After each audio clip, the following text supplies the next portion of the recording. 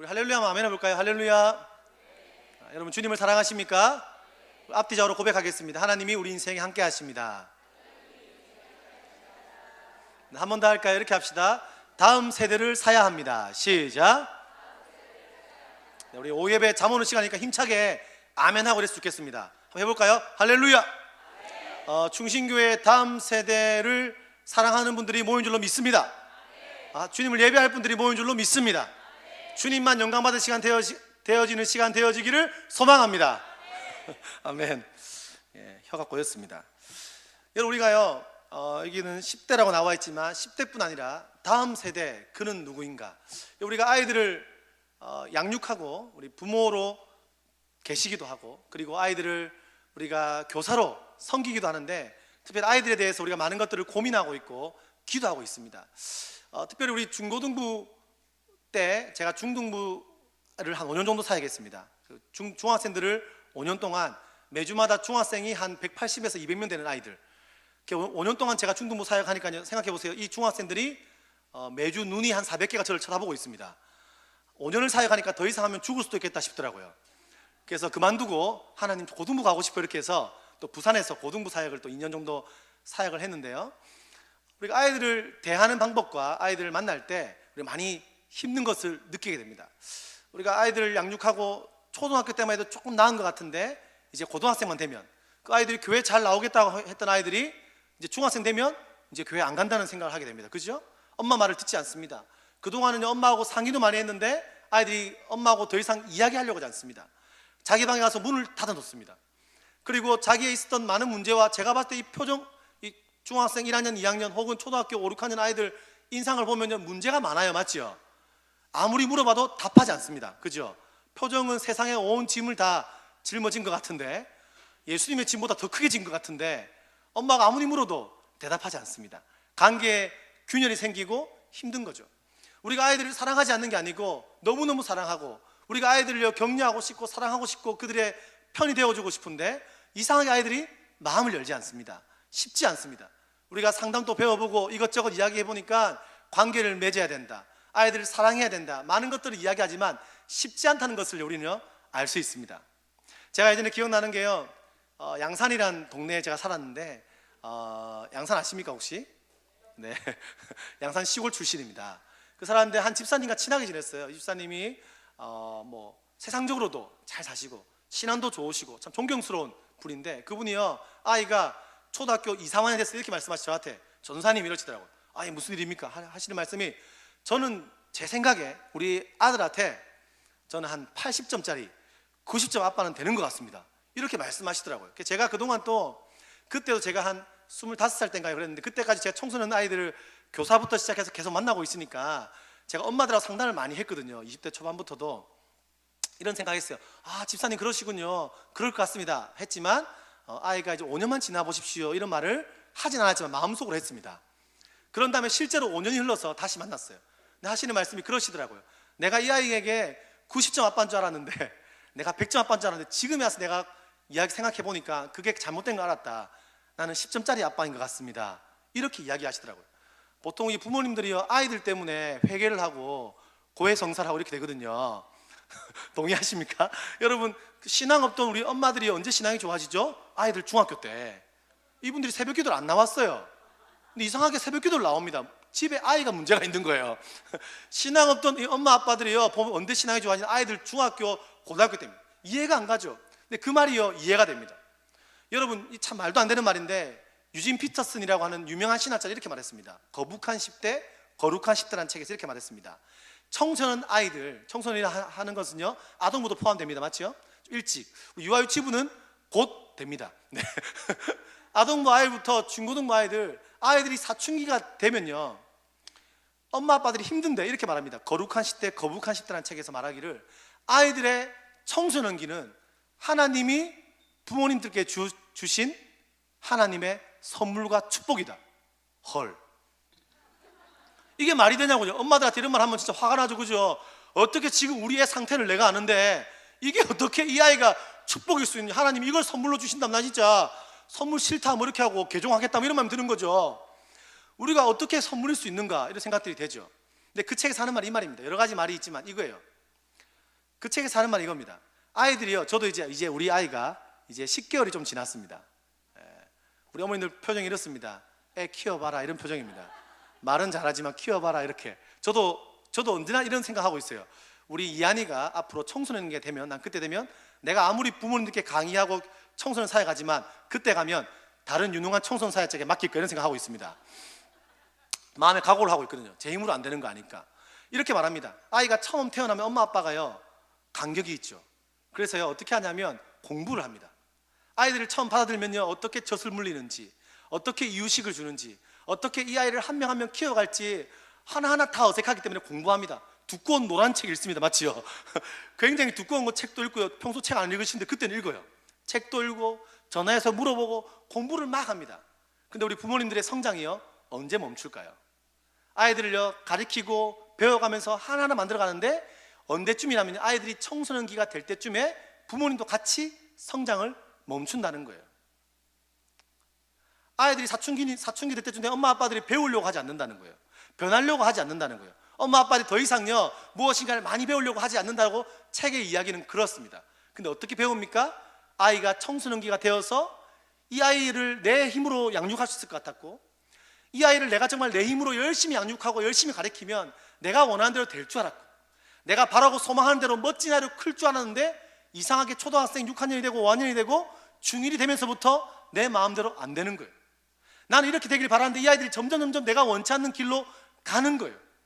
그때 엄마 아빠들이 어떻게 합니까? 공부하기 시작한다는 거예요. 그때 처음으로요, 제대로 기도해 보기 시작한다는 거예요. 그때 진짜 이렇게 말하는 거예요. 복음적인 기도죠. 하나님, 우리 자녀들이 내 힘으로 안 됩니다. 주님 도와주십시오. 제 힘으로 될 줄 알았는데 열심히 양육하고 내가 돈 벌어서 열심히 먹이고 열심히 학원 보내고 내 힘을 다해서 가르치면 이 아이가 멋있는 아이로 자랄 줄 알았는데 주님, 안 되는 것 같습니다. 주님 도와주십시오. 그때 하나님 은혜가 임하는 거예요. 아멘 하십니까? 그 책의 이야기가 그것처럼 아이들이요, 우리 힘으로 잘 되지 않는 것을 알게 됩니다. 그래서 제가요, 지었던 용어가 있습니다. 화성에서 온 아이들, 금성에서 온 교사. 화성에서 온 중학생, 금성에서 온 부모님. 이 무슨 말일까요? 패러디긴 하지만 안 맞다는 거죠. 우리가 아이들을 대할 때요, 우리 교사쌤들과 부모님들 꼭 기억하셔야 됩니다. 티칭으로 다가가면 무조건 실패합니다. 아이들을요, 방법으로 다가가면 실패합니다. 이런 방법 저런 방법, 뭐 보니까 무슨 다니엘 학습법부터 시작해서 이상한 학습법이 많잖아요. 그죠? 요셉이 꿈을 꾼다부터 시작해서 그런 대로 딱 듣고 와서 엄마 아빠들이 딱 공부 딱 배워오면 어떻게 하십니까? 그날부터 달라지죠. 어제도 그런 얘기 하시는 얘기 들었는데, 뭐 아버지 학교 혹은 뭐 다 배워오면 아이 찾아가죠. 문자합니다. 아이야, 내가 널 사랑해, 주님 널 사랑한다, 이렇게 축복하면 아이들이 문자가 옵니다. 시키더나 뭐 이렇게 문자 오는 거죠. 어제 들었어요. 우리 아버님과 얘기하면서. 그뿐 아니라 우리가 이것저것 공부하면서 아이들에게요, 방법으로 가르쳐 주는 순간요, 실패합니다. 여러분 기억하십시오. 아이들을 대하는데 더 웨이는 없습니다. 우리가요, 아이들을요, 이해가 안 되는 거죠. 제가 방금 화성에서 왔다, 중학생, 고등학생 혹은 어린아이들을 금성에서 왔다, 다른 별에 살아요. 자, 한번 생각해 보겠습니다. 아이들이 여러분 이해가 된다고 말하는 게 어쩌면요, 우리의 어불성설입니다. 아이들의 언어가 이해가 됩니까? 여러분 지금 날씨가 춥지 않습니까? 우리는 그냥 추워요. 근데 아이들은 어떻게 춥습니까? 꼭 접속어가 들어갑니다. 뭐 나 춥습니다. 아시는 분 아시죠? 제가 차마 여기서 말할 수가 없습니다. 뭐 나 추워요.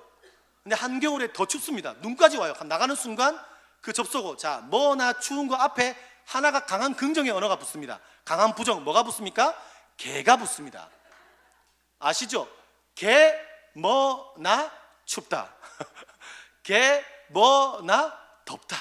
우리는 그냥 춥고 그냥 더운데 아이들은요, 꼭 접속어가 붙습니다. 언어가 이해가, 요즘 아이들 욕을 엄청 쓰는 거 아시죠? 우리 교회 아이들은 착하다 생각하지만 여러분, 교회니까 착한 겁니다.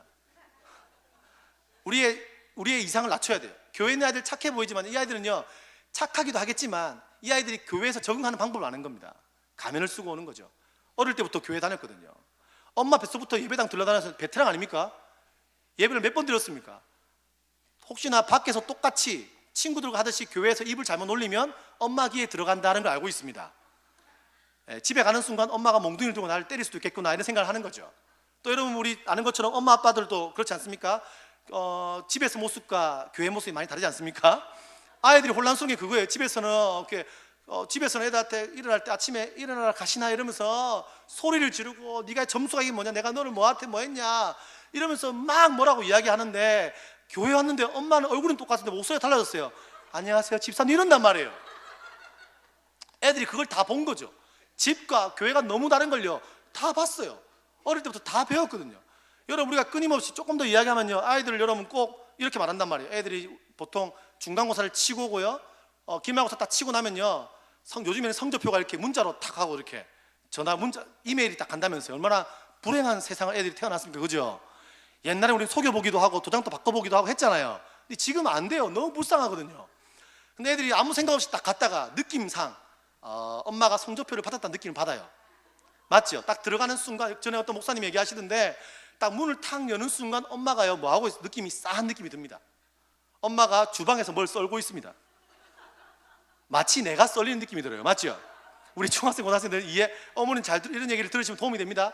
막 썰고 있으면 한기가 돌고 아이들은 그때 느낌을 받습니다. 그런 날은 잘못하면 안 돼요. 엄마한테 원래 엄마 밥 주세요 이렇게 하는데 안 합니다. 그런 날은 어떻게 합니까? 아이들이 일단 방에 들어갑니다.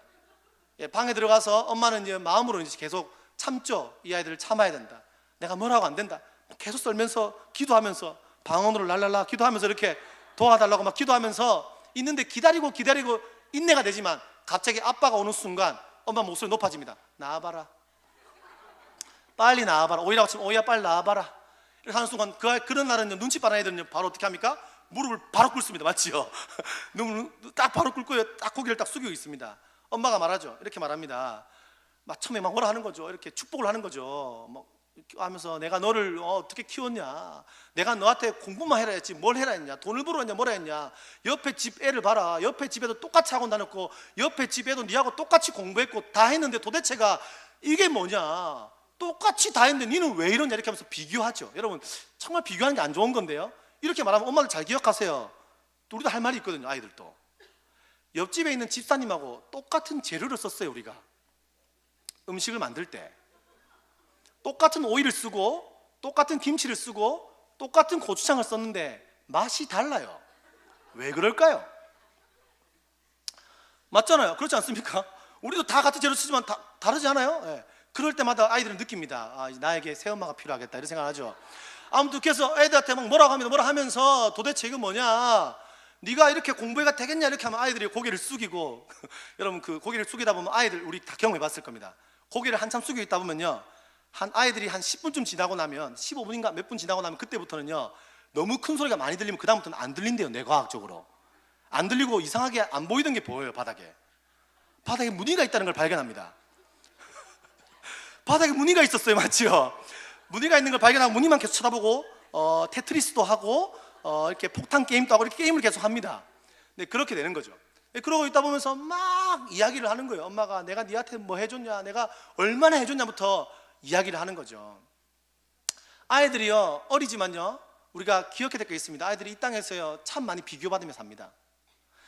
이한이가요 어려요. 이한이가 10개월인데 저희 처형님에서도 아기를 낳았거든요. 처형이는 여자 아기입니다. 이한이가 먼저 태어났어요. 태어난 다음에 한두 달 차인데요, 딱 보는 순간 이한이는 잠을 잘 못 자는 거예요. 밤에 잘 깨고. 근데 장인 장모님이 아기를 보다 이러시는 거예요. 그 아이를 딱 보더니 여자인데 이런 말이 들리는 거죠. 지율이는, 애기 이름이 지율이는 너무 잠을 잘 자네. 이 말은 무슨 말입니까? 이한이는 못 자는데 지율이는 잘 잔다 이 말 아닙니까? 그죠? 아이들은 어릴 때부터 비교받습니다. 학교에서는 어떻게 비교받습니까? 등급으로 평가받습니다. 1등급, 2등급, 3등급, 어떤 애는 등외 뭐 이렇단 말이에요. 그죠? 소도 아닌데 등급으로 판단받는 거예요. 미국산 소고기 뭐 이러면서 얘는 그러니까 3등급 소, 4등급 소, 나머지 7등급 밑에부터는 다 떠르미로 보내버리는 거예요. 현실 아닙니까? 아이들은 끊임없이 평가받으며 사는데 집에서도 마찬가지고, 때로는 교회에서도 우리는요 신앙이라는 이름 안에서 우리가 원하는 기준으로 평가하죠. 여러분, 10대 아이들이 굉장히 혼란한 시기를 살고 있다는 거 인정하십니까? 우리 어린 아이들이요 그런 시기를 앞으로 살아가게 될 겁니다. 물론 할 말이 많습니다. 여러분, 아이들이요 밤을 새며 오락하는 건 이해됩니까? 이해 안 됩니다. 그래서 우리는 기억해 할 말이 많지만 조금 짧게 하면 이겁니다. 우리가 이해로 아이들을 만나는 게 아닙니다. 이해가 안 된다 이 말은 멈춰야 됩니다. 더 이상 우리의 사역은요 이해가 아니라 아이들을 받아들임, 허용으로 다가가야 되는 줄 믿습니다. 일단 그들의 마음을 사야 됩니다. 우리의 방법, 기준, 내가 원하는 기준으로 신앙생활해라, 내가 원하는 기준으로 삶을 살아라, 이게 아닙니다. 부모의 삶을 강요하는 것이 아니라 우리는 한 가지, 아이들을 받아들일 수 있어야 됩니다. 더 웨이가 아니고요, 방법이 아니고 한 가지입니다. 나의 마음을 먼저 바꾸는 것입니다. 한번 따라해 볼까요? 나의 마음을 바꾸겠습니다. 여기 보면 쭉 가고 있는데요, 이해가 아니라 허용과 포용으로 이런 말 붙이고 싶어요. 받아들임의 영성. 아멘 하십니까? 여러분, 제가 초딩 때 초딩 때 교회를 다녔거든요. 할아버지가 교회를 다니셨는데 할아버지가 교회를 그만두시고 그 다음에 제가 이제 교회를 그래도 감사하게 다니게 되었습니다. 근데 교회를 다닐 때 제가 신앙은 없었고요, 장난꾸러기였습니다. 제가 보니까 공부를 잘했을까요, 못했을까요? 네. 우리 여러분들의 바람과 소망과 기도대로 못했습니다. 못했는데 뭐 공부도 못하고 좀 장난꾸러기였습니다. 교회 가면 공던지다가 막 창문 깨트리고 이런 사람이었고, 특별히 가정사가 좀 있는데 저희 아버지하고는 떨어져 살고 제가 할아버지 집에 오래 살았습니다. 저희 할아버지는요, 고물상을 하셨어요. 고물상에서 만화책 보고 고물상에서 이렇게 같이 막 일도 도와드리고 했던 기억이 나는데, 할아버지와의 추억은 좋았지만 저는요, 아빠에 대한 상처가 있었습니다. 아빠는 어릴 때부터 저를 이제 할머니 집에 내보내고 수많은 직장을 가지셨고, 아는 분은 아시겠지만 아버지가 예전에 이제 태권도 공인 5단의 특전사 출신입니다. 태권도 사범 뭐 이런 거 하셨어요. 그리고 뭐 하셨냐면 중간에 제가 기억하기로는 아버지가 그 고물상도 좀 하셨고 할아버지와 같이 하셨고, 아무튼 이것저것 일들을 하시다가 갑자기 급전향하십니다. 이발소를 하셨는데 이발소를 한 5번 정도 하시다가 5번 문을 닫았습니다. 이유를 얼마 전에 알았어요. 자격증 없이 하셨어요. 없이 하시다가 이제 걸리면 문 닫고 이렇게 하셨던 거죠. 아무튼 그렇게 하셨는데, 그런 다음에 이발소를 그만두신 다음에 또 갑자기 급전향하시는데 절에 가십니다. 절에 가서 돌을 닦으신 다음에 스님이 되어 돌아오셨어요. 중학교 때 저를 딱 만났는데 수영복을 입으시고 머리를 깎으시고 저한테 하시는 말씀이 이제 나를 원강 스님이라 불러라 이러시는 거예요. 제가 무슨 홍길동도 아니고 아빠를 못 부르고 이런 거 있잖아요. 저희 스님 아빠였습니다.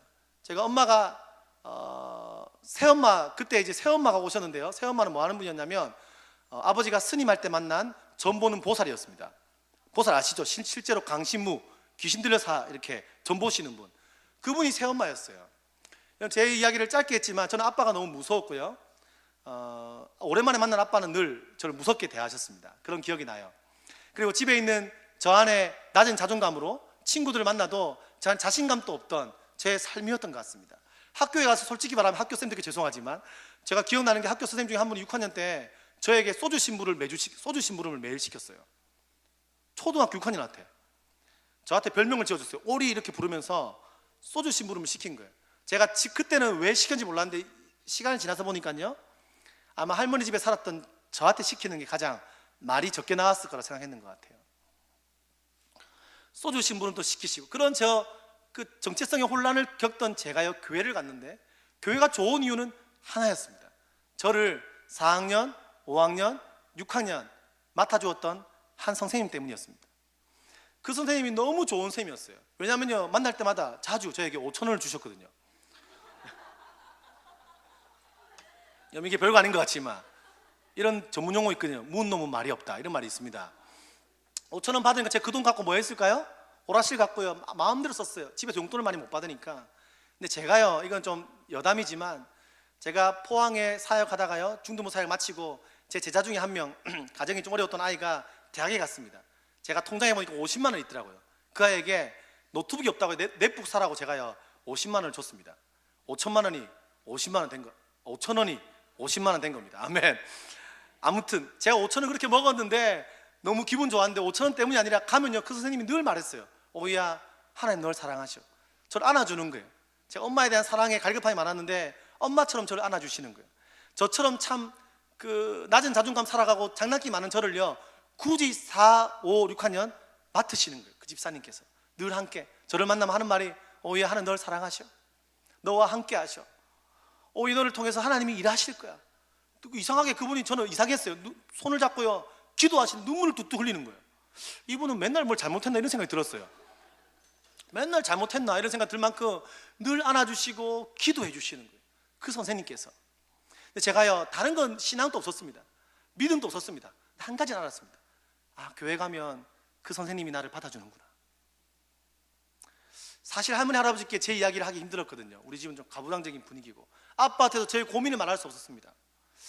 저희가 마음에 있는 열등감들을 누구에게도 표출할 수 없고 학교에서도 공부를 못하니까요 선생님들께 인정받지 사실 못했어요. 근데 이상하게 교회 가면 저를 공부로 안 대하는 거예요. 저의 가정에 있는 문제로 저를 대하지 않는 거예요. 그냥 이렇게 말하는 거예요. 오이야, 하나님이 널 사랑하셔.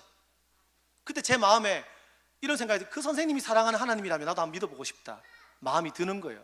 여러분, 제가요 시간이 지나서 그렇게 낮은 열등감 살아가던 제가 지금 뭐가 됐습니까? 사역자가 되었죠. 제가 스승의 날에 그 선생님께 문자도 하고요 편지도 드리고요 선물도 드렸습니다. 지금 권사님이신데 그분이요 늘 자랑한대요. 오이가 내 제자다 이렇게. 아멘. 네. 여러분 별로 인정하지 않겠지만 그분은 저를 인정하시는 거예요. 그게 선생님 마음입니다. 할렐루야. 여러분, 그 선생님이 저를 받아주니까요 제가 뭘 안지 아세요? 아, 이 선생님이 나를 받아주는구나. 제가 뭘 느꼈을까요? 교회가 이런 것이구나. 선생님이 나의 손을 잡아주시는구나. 나를 품어주시는구나. 교회가 이런 것이구나. 교회에서 놀러 가면 할아버지가 안 보내줬어요. 근데 그 집사님이요 할아버지께 찾아와서 선물 가져와 주세요. 오이 데려가면 안 되냐고, 오이하고 물가에 놀러 가면 안 되냐고, 바닷가에 가면 안 되냐고 저를 그렇게 데리고 갔어요. 그러고 나면요 제가 또 가서 장난치다가 발 찔려서 돌아오고 뭐 이랬거든요. 크리스마스 때 있잖아요, 그 밤에 새벽종 있잖아요, 새벽 노래하는 거. 너무 가고 싶은데 안 보내주는 거예요. 할아버지가 이불 뒤집어 쓰고 제가 얼마나 눈지 몰라요. 눈물을 펑펑, 가고 싶어서 막 눈물 흘리는 거예요. 친구들하고 놀고 싶으니까. 뭐 예수님 이런 거 몰라도. 근데 그 선생님이 찾아와서 저 할아버지께 오이가 성탄절날에 꼭 이래 갔으면 좋겠다 끊임없이 이야기를 해주시는 거예요. 그래서 제가 교회 가서요 밤을 새면서 노래 부르고 찬양했던 시간이요 잊을 수가 없습니다. 여러분, 사랑하는 선생님들 격려하고 축복하면서 말씀드리겠습니다. 여러분, 아이들은요 예수님 보기 전에 선생님을 통해서 예수님을 보게 되어 있습니다. 근데 우리가 많은 걸 배워야 된다, 많은 걸 공부해야 된다. 여러분, 그건 넘어섰어요. 필요하겠죠. 근데 그거 다 떠나서요 한 가지 기억해 주십시오. 아이들을 있는 그대로 바라봐 주십시오. 말하고 싶은 여기 있는 것처럼요 아이들의, 저는 꼭 교육할 때 이런 말 하거든요. 아이들의 백그라운드를 버리십시오. 아이들의 배경을 잊어주십시오. 이 아이가 어떤 삶을 살고 있는가, 이 아이가 어떤 환경에 있는가 알아야 되지만 일단은 잊어주십시오. 이 아이를요 아버지가 장로님이라고, 어머니가 권사님이라고, 혹은 집안에 부모님이 3대째 예수 믿는다고 집사님이라고 그런 걸로 아이들을 대하면 안 됩니다. 이 아이 엄마가 권사님이라고 아이를 권사로 대하면 안 됩니다. 다 잊어야 돼요. 있는 그대로, 그 아이 영혼 그대로 예수 그리스도의 마음으로 받아주십시오. 2015년 원하는 게 있습니다. 이거예요. 2015년에 아이들을 대할 때 있는 우리의 교회의 문턱을 낮추고요 있는 그대로 받아주는 2015년 우리 공동체가 되었으면 좋겠습니다. 부산에 이효천 선교사님이 있습니다. 저보다 좀 동생인데요 이분은 어떤 선교 사역을 하냐면 다음 세대 사역을 합니다. 특별히 10대 미혼모 아이들을 위한 사역을 합니다. 그리고 10대 아이들 사역을 하는데 술집, 이런 독특한 사역을 해요. 지나가다가, 여러분 청소년 얘기를 제가 조금 더 할게요. 현실적인 이야기인데 아이들 중에서요 술집에서 아르바이트도 하죠. 그리고 노래방에서 아르바이트를 합니다. 노래방에서 아이들이요 2시간 동안 어른들의 술을 따라주고 웃음을 파는 대가가 1인당 3만 원입니다. 봉고차에 실어서, 어른들이 아이들을 실어서 노래방에 데려갑니다. 아이들이 그곳에 가서 같이 노래 부르고 술을 마시면 1시간에 3만 원을 받습니다. 그러던 중에요 그 아이들이요 갔는데 튕기는 경우가 있어요. 노래방에 필요 없다, 나가면 봉고차가 올 때까지 2시간 동안 기다리고 있어요. 그럼 이호천 선교사는 밤에 활동하는 선교사거든요. 밤에 나가서 술집 근처와 노래방 근처를 걸어다녀요. 아이들이 보여요. 찾아가서 말합니다. 안녕 인사한 다음에 음료수를 주면서 말하는 거예요. 너희 노래방 튕겼지? 어떻게 알았어요? 튕겼어요. 저 튕긴 이유를 모르겠다 이렇게 말하면 그 선교사가 이렇게 말해요. 나는 이유를 알겠다. 뭡니까? 못생겼어 이렇게 얘기합니다. 그런 다음에 이것저것 이야기 주고받다가, 그래 그럼 내가 3만 원 줄게, 나랑 같이 밥 안 먹을래? 데려갑니다. 밥 먹으면서 그들에게 복음을 전하는 거예요. 이 사역뿐 아니라 10대 미혼모 아이들이 있습니다. 10대 때 한 번의 실수로 아이를 놓는 아이들이 있습니다. 여러분, 10대 미혼모 되는 순간 학교를 잘리게 돼 있죠. 대부분 다 학교 안 다닙니다. 그 선교사가 만나는 아이들은요 대부분 다 부모님이 아이들을 버렸거나 부모님은 다 포기한 그런 아이들이 대부분입니다. 조금 더 심각한 얘기를 해볼게요. 그분이 만난 아이들 중에 이런 아이가 있대요. 아이들이 집을 나가서 가출이 잤다가 술집, 그리고 노래방 전전긍긍하다가 마지막에 하는 게 배를 타는 거래요. 배에서 아이를 사는 거예요. 몇 개월 동안 배를 타는데 그 아이들의 그 남자들이 그 아이를 데려가서 그 아이 자기의 욕구를 충족하는 겁니다. 그럼 아이는 장부에 이름을 적습니다. 왜냐하면 마지막에 돈을 받기 때문이죠. 근데 3개월쯤 지나면 이분들이 그냥 성행위를 안 한다는 거예요. 변태적인 행위를 하고 때리기 시작합니다. 그럼 3개월, 4개월이 지나고 나면요, 그 아이는 돈보다요 도망가고 싶은 마음밖에 안 생겨요. 그래서 일본이나 중국이나 이런 곳에 배를 정착하면요, 아이는 도망갑니다. 도망가면 그것을 보고 선장이 출발합니다. 모든 배가 그렇지 않겠죠. 근데 그런 배가 있다고 저는 들었어요. 왜 출발할까요? 돈을 주기 싫어요. 그렇게 배회하던 아이가요, 돌아와서 한국의 성치료센터에서 치료받는 아이를 만나서요, 복음을 전하고 예수님을 전한 거예요. 근데 그 아이가 예수님을 만나고 지금 대학생이 되었는데요, 이런 사역하는 친구예요. 근데 그 친구가 이렇게 말하는 거예요. 복음을 전하고 예수를 말하고 말도 안 되게 유린당하고 말도 안 되는 상황 가운데 있는 청소년과 10대 아이들을 만났는데 그 아이들 만나서 복음을 전하고 예수를 믿게 했어요. 저한테 이렇게 말하는 거예요. 형님, 빨리 개척하십시오. 그러니까 왜? 빨리 개척이라는 이유가 뭐냐? 나 자신 없다. 이렇게 말하는 거예요.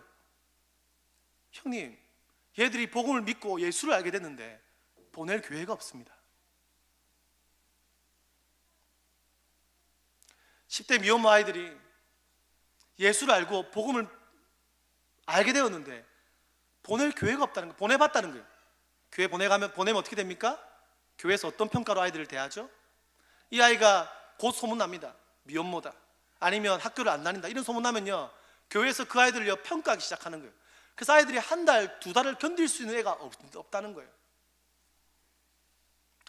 이번 여름 수련회 때 둘째 날에 선생님들과 그런 아이들과 함께 그런 기도를 했는데요, 하나님, 제주 중심교회에 할 수만 있다면 교회에서 좀 포기하고 집에서도 때로는 이해가 안 되고 포기된 아이들, 학교에서도 감당 안 되는 아이들, 주님, 세상에서 다 포기했더라도 제주 충신교회에 주님 보내주십시오. 하나님, 제주 충신교회 하나님께서 보낼 교회가 제주 땅에 없는가? 여러분, 이게 육지만의 이야기겠습니까? 제주 땅은 가정의 문제가 더 많은 걸로 알고 있습니다. 제주 땅에는 청소년들이 더 많이 방황하는 걸 저는 듣고 있습니다. 통계적으로도 꽤 그렇습니다. 여러분, 저는 그런 기도해요. 주님, 제주 충신교회가 하나님 보낼 교회 될 수 있게 하여 주십시오. 우리의 문턱을 낮추고 어떤 아이가 오더라도 머리가 노랗든 애가 옷을 어떻게 입었든 얘가 담배 냄새가 나든 어떤 삶을 살았든 아무 상관없이 그들의 배경이 아니라 우리에게 성령이 주시는 눈과 성령이 주신 은혜와 복음의 눈을 주셔서 어떤 형편이든 상관없이 예수 그리스도의 십자가 사랑으로 품에 안는 교회가 될 수 있게 하여 주십시오. 저는 이거는 저에게만 주신 마음 아니라고 생각합니다. 우리 교회에 허락하신 하나님의 뜻인 줄 믿습니다. 한국 교회가요, 부흥이 있었고 복음이 있었고 수많은 좋은 교회들이 있었고요, 대단한 큰 교회가 있습니다. 근데 뭐가 문제입니까? 가난한 자들이 갈 교회가 별로 없어졌습니다. 아이들이 갈 교회가 별로 없어졌습니다. 아픔과 절망에 있고 소위 말하는 비행 청소년들과 방황하는 아이들이 갈 교회가 없습니다. 누구만의 문제입니까? 한국교회의 수많은 교회들이 다음 세대를 위한 교회라고 말하고 있지만 정말 다음 세대를 위하고 있는 것 같습니까? 재정을 다음 세대 위해서 얼마나 쓰고 있습니까? 다음 세대를 위한 건축이라 말하지만 결국 건축할 때 예배실에서 밀리는 것은요, 다음 세대 아이들 예배 장소입니다. 저 너무 흥분하게 말한 것 같은데요, 제 마음을 아시겠죠? 여러분, 진짜 제주 충신교회가 제주 땅에 갈 곳 없는 아이들이 오는 교회 되었으면 좋겠습니다. 선생님들이 이런 생각할 수 있어요. 교사하는 게 힘듭니다, 어렵습니다. 매년 연말이 되면요, 교사 그만두고 싶습니다. 저는 교사로 자질이 없는 것 같아요. 선생님들 꼭 독려하고 싶고 격려하고 싶습니다. 여러분, 교사의 실력은요, 버티는 겁니다. 아멘. 여러분, 신앙의 실력은 뭔지 아세요? 버티는 겁니다. 여러분, 실력 좋아봤자 우리가 기도 얼마나 열심히 잘하겠습니까? 우리가 신앙 잘해봤자 얼마나 우리가 방언기도 유창하게 하겠습니까? 성경을 몇 도 가겠습니까? 그걸로 신앙의 판가름이 아닙니다. 신실하게 버티는 자가 승리합니다. 왠지 아세요? 아이들이 왔는데요, 선생님들이 매년 바뀌는 거예요. 아이도 띄엄띄엄 오는데 1년 뒤에 왔는데 선생님이 없는 거예요. 그 아이 아는 선생님이 없는 거예요. 근데 선생님들이 버티면요, 아이들도 그 안에 나를 품어주시고 붙들어주시고 나를 위해서 끊임없이 아껴주시고 버텨주시는 예수님을 선생님을 통해서 발견되는 줄 믿습니다. 우리 부모님들 역시 버텨주십시오. 아이들이 사춘기 시절 이렇게 말합니다. 아이들의 사춘기는요, 고쳐야 될 병이 아니랍니다. 아이들의 사춘기는요, 기다려줘야 될 시간이라는 거예요. 병이 아니고요, 기다리면, 때가 돼서 기도하고 기다리고 기다리면, 우리가 우리의 자리를 내어놓고 요즘 관계 맺기 위해서 제일 중요한 게 이거거든요. 아이들은 관계를 맺을 때 그 아이 때 자아 정체감을 가질 때요, 자신이 시도해 봅니다. 이것을 해보고 B를 해보고 C를 해보고 이런 것들을 해보면서 실패도 해보고 넘어져 보고 성공해보면서 자아 정체감을요 가지게 됩니다. 근데 여러분, 대한민국 사회가 그렇게 해주나요? 안 해주죠. 선택의 폭이 없습니다. 가정에서도 마찬가지입니다. 엄마가 가라면 가야 됩니다. 아빠가 가라면 가야 됩니다. 선택할 수 있는 게 없어요. 아이들이 자아 정체감이요 생길 수가 없죠. 교회에서도 마찬가지입니다. 사실 그렇습니다. 그래서 아이들을 대할 때 관계 맺기에 중요한 게 이겁니다. 그 서울의 다세연의 김용재 목사님이라는 분이 그런 이야기 하시던데, 한번 저를 따라해 보실까요? 이렇게. 자, 손을 딱 두 손 들어보세요.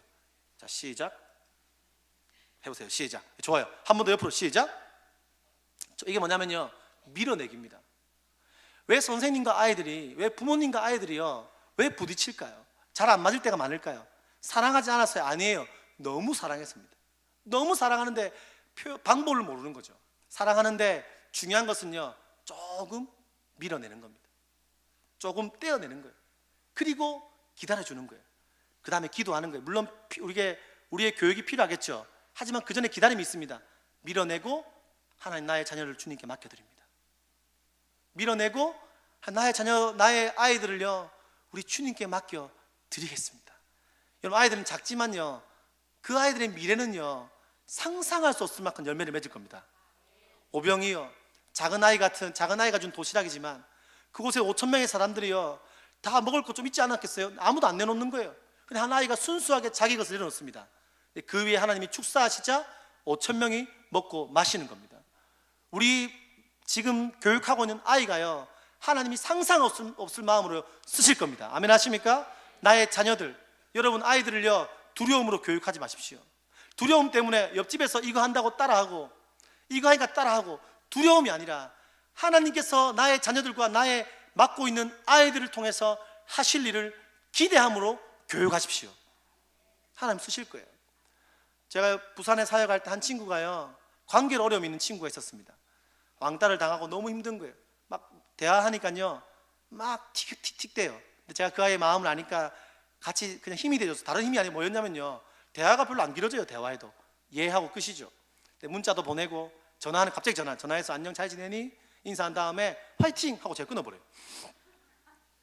이게 뭐지? 이럴 정도로. 한 번씩은 전화해서 막 갑자기 오늘 선생님 기분이 좋다, 지금 운전하고 가는데, 운전할 때 전화하면 안 되지만 가는데 너무 좋은 것 같다 이러면서 내가 노래 불러줄게 라면서, 뭐 이상한 노래 있잖아요. 애들 힘낼 수 있는 노래 있잖아요. 힘내라 뭐 이런 뭐 있죠?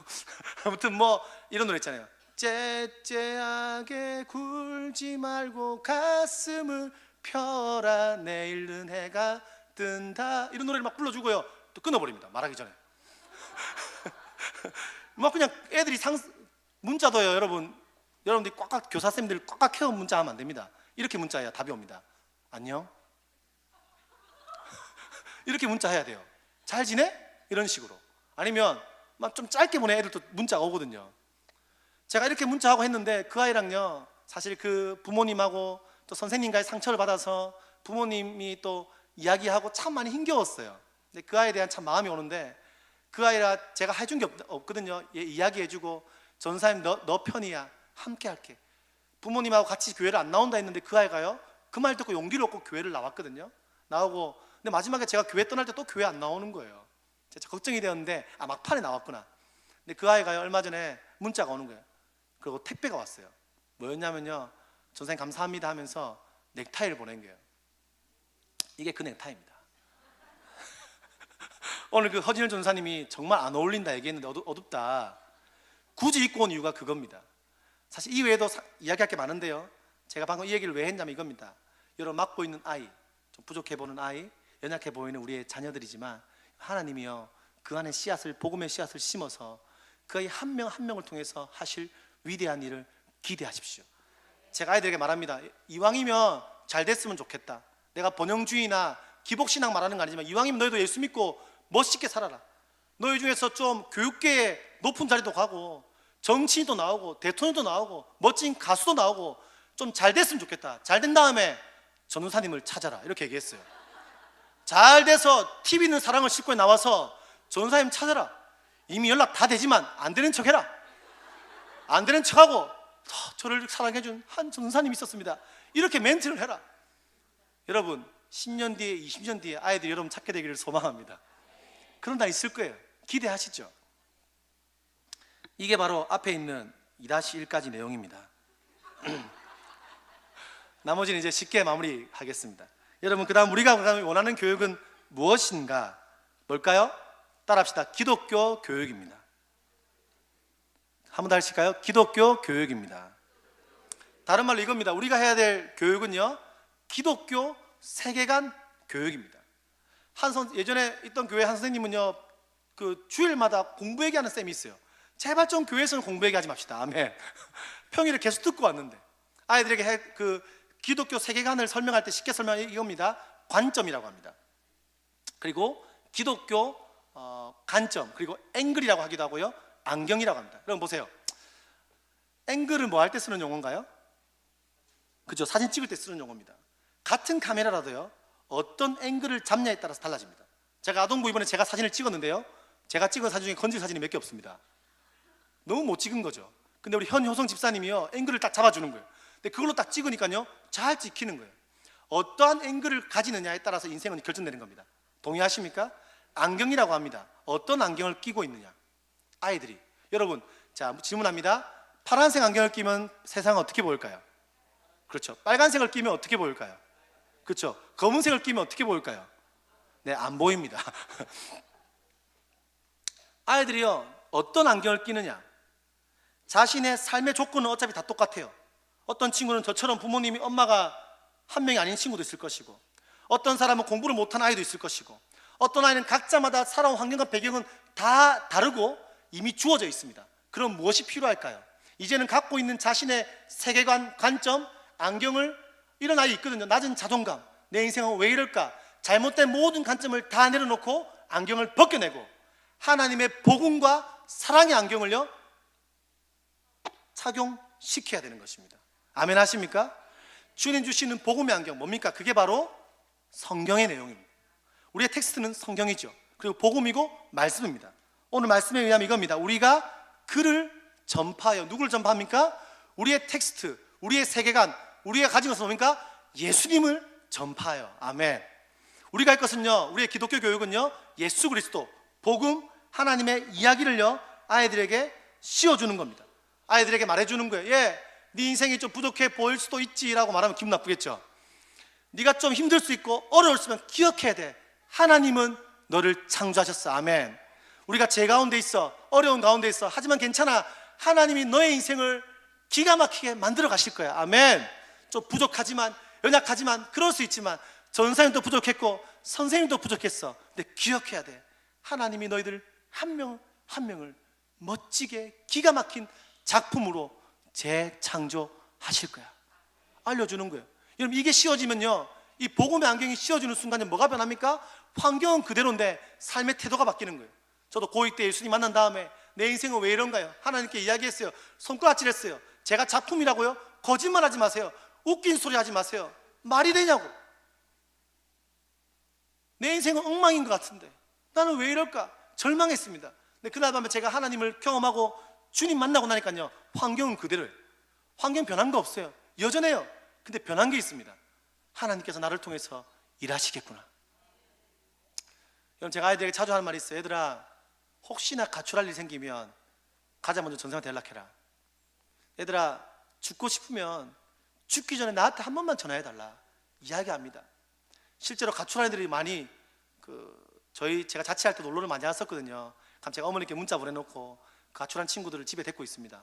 하루는 밥을 사주고 그 다음 날은 새벽 기도를 데려가고 청소시키고 괜히 책 여기 있는 책 일로 옮겨라고 하고 막 시키면 3일 정도 지나면 집에 가겠다고 합니다. 집이 좋다 이러면서 저는 가겠습니다 이렇게 얘기하거든요. 여러분, 아이들이요, 인생에 절망이 있고 좌절이 있고 세상에 주는 잘못된 관점, 세상이 말하는 세계관을 끊임없이 주입받고 있지만요, 그들에게 필요한 것은요 복음의 안경입니다. 그래서 복음의 안경이 씌워지고 나면요 인생의 절망과 아픔 중에서 누구를 보게 됩니까? 선생님이 생각나는 거예요. 힘들 때 내가 죽고 싶을 때 누가 생각납니까? 선생님 이름이 떠오르는 거예요. 죽기 전에 마지막 한번 전화해볼까? 그 말은 무슨 말입니까? 사실 죽기 싫다는 말이죠. 가출하기 전에 잘못하면요 딴 데 갈 수 있잖아요. 나쁜 데 갈 수 있잖아요. 근데 선생님께 전화해보는 거예요. 전사님께 전화해보는 거예요. 인생의 마지막에 생각나는 사람이 선생님이 되면요 누가 생각날까요? 선생님 안에 계시는 예수님이 생각나는 줄 믿습니다. 한번 우리 말씀을요, 오늘 본문 말씀을 같이 한번 읽어볼까요? 우리가 그를 전파하여. 다 같이 시작. 우리가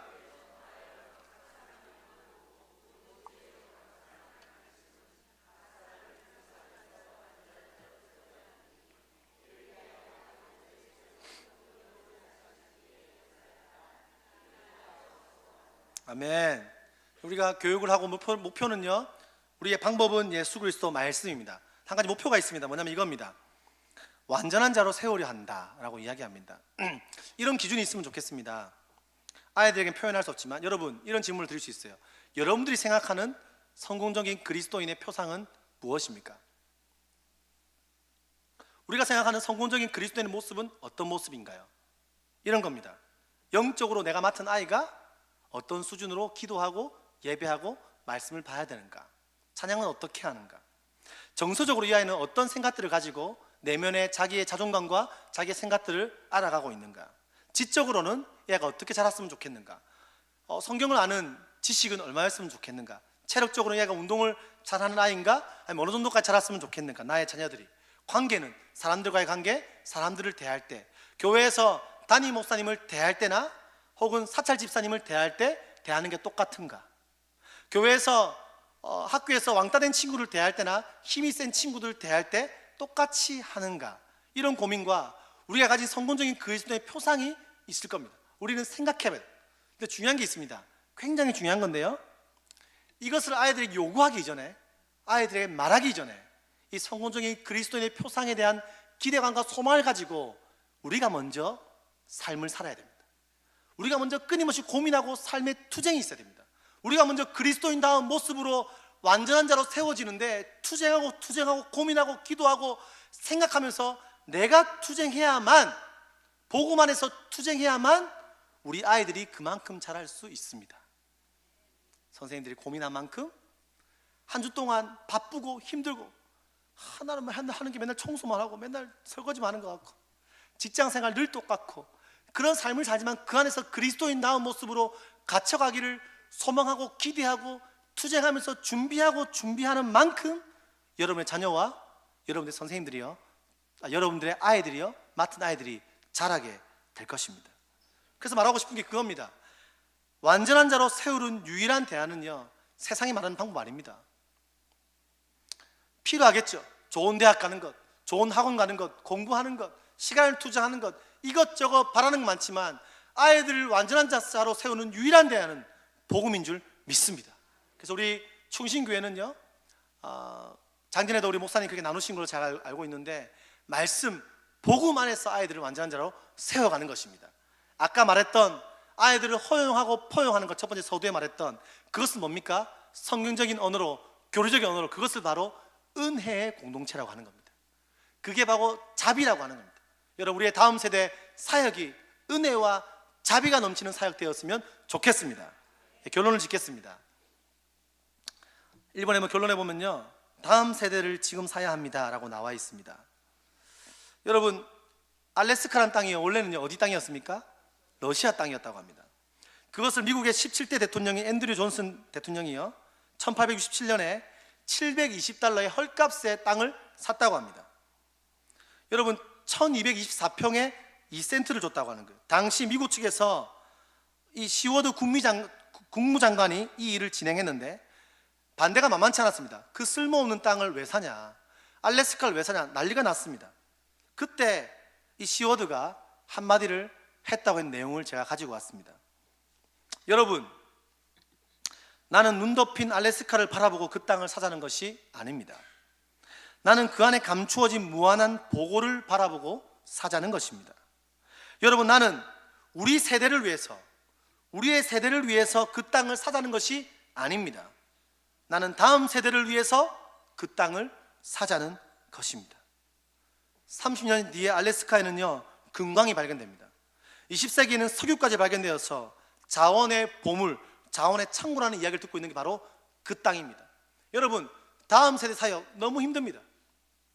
저도 10년째 청소년 사역 전도사로만 10년째 하고 있는데요, 쉽지 않아요. 아직도 청소년 사역을 내가 언제까지 할 수 있을까 아직도 고민하고 있습니다. 여러분, 진짜 밀 빠진 독에 물 붓기 사역입니다. 돈이 좀 안 좋은 말로요, 돈 안 되는 일입니다. 교회에서. 맞지요? 엄청 먹기만 먹습니다.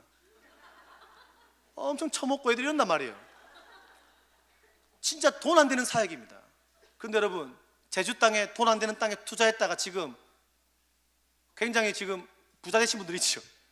여러분, 돈 안 되는 땅이 노다진 줄 믿습니다. 돈 안 되는 것처럼 보이지만 진짜 한국교회가 투자할 때 것은 다음 세대인 줄 믿습니다. 안 보여요. 희망이 없어요. 얘들이 변하지 않을 것 같아요. 제주도에서 가르쳐봤자 육지로 떠날 것 같아요. 아니에요. 우리가 이곳에서 마음을 다해서 다음 세대를 사기로 마음먹고 나의 힘과 나의 열정과 나의 재정과 물질과 기도와 눈물을 쏟아부을 때 한국교회가 살아날 것입니다. 이제 한국교회 20년 뒤는요, 어렵대요. 반토막이 난대요. 말도 안, 한국교회 망해간대요. 수많은 곳에서 다 그렇게 이야기합니다. 아니에요. 다음 세대 살리면 될 수 있습니다. 우리가 마음을 다해서, 제주 땅에서 마음을 다해서 영혼들을, 다음 세대 마음을 사기 시작하면 이 아이가 한국교회의 다음 세대 미래가 될 줄로 믿습니다. 사랑하는 선생님, 사랑하는 성도 여러분, 다음 세대에 더 많은 관심을 가져주십시오.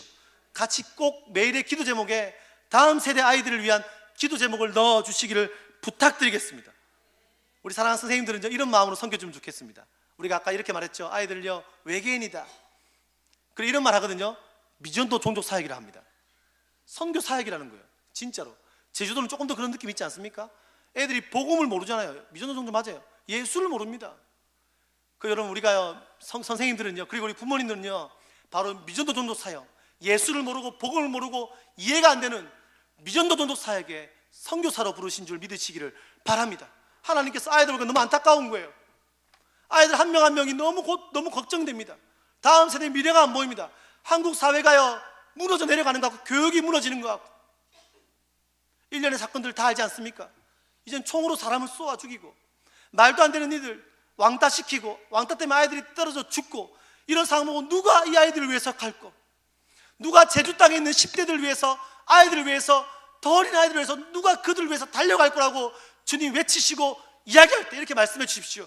하나님, 제가 가겠습니다. 제가 주님의 일하심에 부르심에 제가 쓰임 받겠습니다. 연약하고 부족하지만 한 가지 잘할 수 있습니다. 버텨보겠습니다. 여러분, 하나님께서 여러분들을 이 시간에 2015년에 파송한 줄 믿으시기를 바랍니다. 믿으십니까? 우리 앞뒤 좌우로 한번 고백합시다. 다음 세대를 사야 합니다.